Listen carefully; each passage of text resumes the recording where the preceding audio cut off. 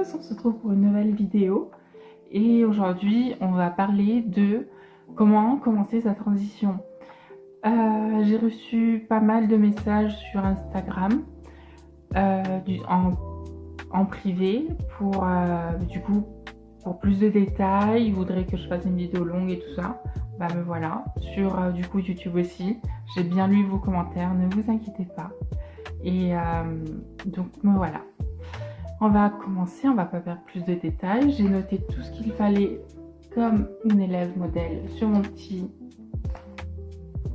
grimoire. C'est même pas un grimoire, s'il te plaît. C'est là où je note tout mon maquillage. Oui, j'ai énormément de maquillage, autant vous dire que j'ai toute une collection. Bref, du coup, commençons.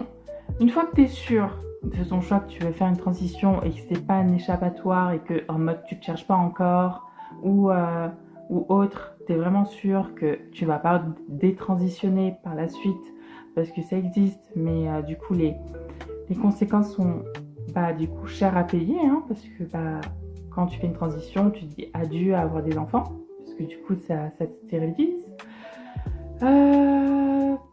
Et puis il y a d'autres trucs, la perte de libido pour certaines personnes et tout.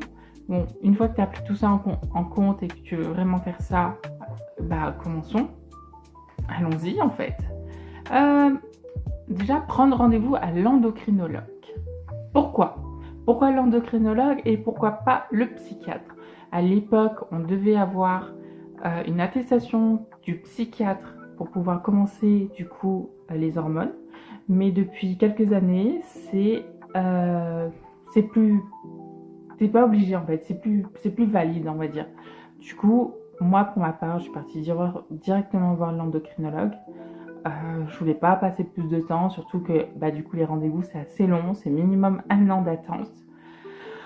Oh, attendez, je respire.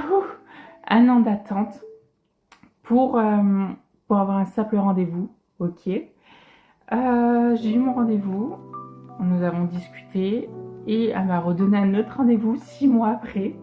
Et au deuxième rendez-vous, elle m'a donné mon traitement de 2 ans.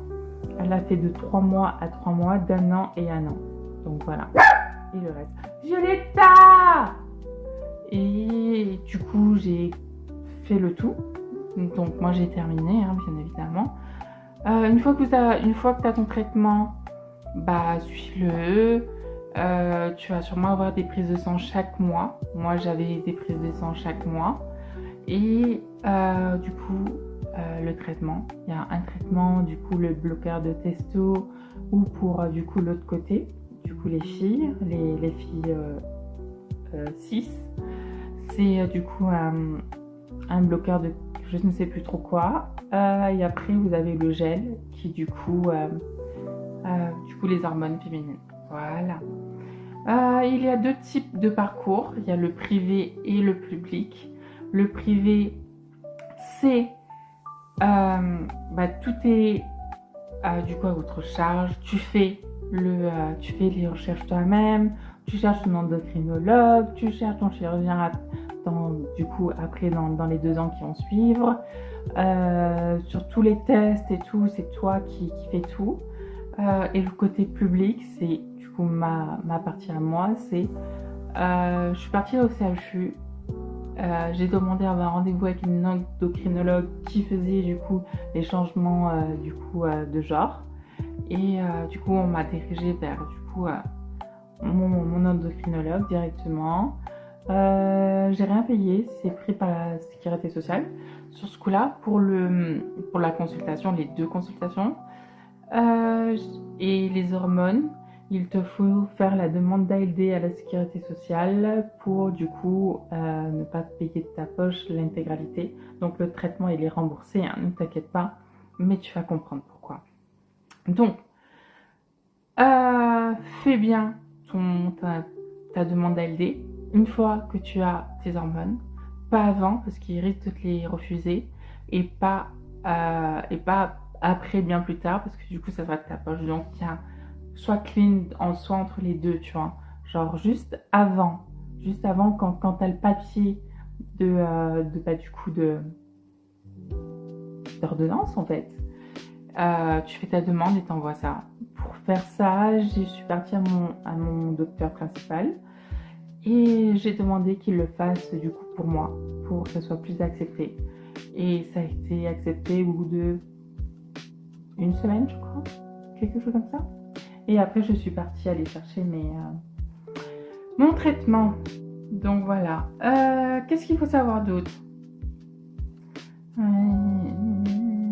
C'est tout. C'est tout. Passons à le changement d'identité. Alors, changement d'identité. J'ai demandé de l'aide à Transaide, tout simplement. J'avais vu du coup sur internet les démarches pour faire le changement de prénom et de sexe. Donc c'est ce que j'ai fait. J'ai téléchargé et j'ai rempli le dossier. Du coup avec le nouveau prénom, le sexe souhaité et tout ça. Il fallait 3 personnes, du coup 3 attestations. 3 ou 5. Enfin plus il y en avait mieux c'est quoi. Du coup j'ai donné 10. Comme quoi je m'appelle bien Anna, que je suis bien la personne que j'étais, que c'était pas une blague et tout. Et après j'ai envoyé ça, du coup, comment ça s'appelle? Oh, j'ai oublié. C'est où? Attendez, j'arrive. Ok, au tribunal. Désolée, j'ai envoyé ça au tribunal. Le tribunal m'a convoquée. J'ai été interrogée par plusieurs personnes. J'ai ramené ma mère pour me soutenir. Ils l'ont interrogée aussi. Et après, ils m'ont dit de partir. J'ai attendu 2 semaines. J'ai eu mon nouvelle attestation. Putain, j'ai eu un bug là, mon attestation. Du coup de naissance, mon acte de naissance pardon, et après je suis partie, après tu dois partir du coup à ta mairie. Alors t'as 2 histoires. T'as la première histoire que ouais tu dois partir là où tu es né pour demander du coup le changement de prénom et de sexe, du coup pour ta carte vitale et ta carte d'identité. Putain, j'ai du mal à me concentrer, dis donc. Ta carte d'identité. Moi, Balek, je suis partie à Saint-Médard-en-Forêt, genre qui est quelque part en France. Et du coup, je voulais pas aller à celui de ma ville parce que j'ai eu quelques problèmes avec eux. Parce que ils sont pas très cool, quoi. Parce que, en gros, si vous savez pas, je suis partie 3 mois à l'île Maurice du coup, parce que j'ai une double nationalité. J'ai voulu faire les changements de papier à l'île Maurice et du coup, j'ai redemandé un acte de naissance de moins de 3 mois. Donc, c'était les conditions à remplir et du coup, voilà. Mais du coup, ça s'est pas passé comme prévu et puis les regards, les trucs comme ça me saoule, tu vois. Du coup, voilà. Je suis partie de l'autre bout du monde, en guillemets. Et du coup, je suis partie là-bas. J'ai demandé le papier pour remplir le changement de sexe et de prénom. J'ai rempli, j'ai redonné à la dame. Au bout de 2 semaines, elle m'a appelé en me disant que je dois venir chercher la réponse. Je suis repartie et ça a été validé par du coup le maire de la ville, de la commune. Non. Et grâce à ça, j'ai pu faire du coup les changements de prénom et de sexe sur la carte d'identité. Une fois que c'est fait, tu dois partir sur ton application Amélie et moi j'ai envoyé un mail en me disant voilà, je suis une personne trans, j'ai fait les démarches pour changer de prénom et de sexe et que je voudrais avoir une nouvelle carte vitale. Et du coup, ils m'ont envoyé un dossier à remplir avec du coup ma carte vitale recto verso. Oui, c'est ça. Ma carte d'identité recto verso. Et du coup, il y a un autre truc encore, je m'en souviens plus. J'ai renvoyé tout ça, au bout de 2 semaines, ils m'ont renvoyé du coup la réponse et ma nouvelle carte vitale, du coup avec un numéro. Ok, continuons.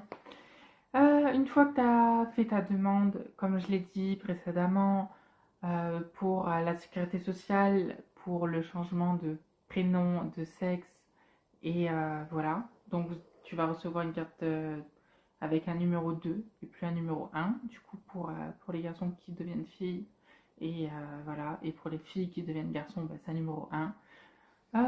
Voilà. Qu'est-ce qu'il y a d'autre? Après tout le reste, il va falloir aussi changer les impôts, euh, papier de voiture, et tout ça, tout ça, tout ça, tout ça. Mais là, pour l'instant, moi, j'ai quasiment tout fait. Euh, après, après ça, aussi, du coup, ils vont te demander ton nouveau acte de naissance. Du coup, ça sera la preuve comme quoi tu as bien changé de sexe et de prénom. Du coup, dans l'état civil qu'on t'a donné. Et grâce au tribunal aussi. C'est ça. Ceci est ton salut. Peu importe qu'est-ce qui se passe et tout quand du coup tu es dans mon cas, et ben il te faut absolument ton acte de naissance. Voilà. Euh, Qu'est-ce que je pourrais dire d'autre? Euh, Ça va pas être facile et ça prend du temps, beaucoup de temps. Patience, courage, tu as beaucoup de battre. Si tu te bats pas maintenant, tu te battras précédemment. Ne t'inquiète pas, chacun a son retour de bâton. Euh, c'est pas pour te faire peur, hein, mais en gros, quand je dis retour de bâton, c'est que ben, tout le long de ta transition, ça peut grave bien se passer, que t'as pas de problème et tout. Et puis, tu sais pas pourquoi, au niveau de la fin, et ben, t'as des problèmes. T'as des problèmes parce que ben, les choses sont mal faites. Et du coup, voilà. Mais en soi, ça se règle, hein, c'est que des trucs de papier. Et voilà quoi. Chaque chose en son temps. J'espère que tu as aimé cette vidéo. Commente si tu veux parler avec moi.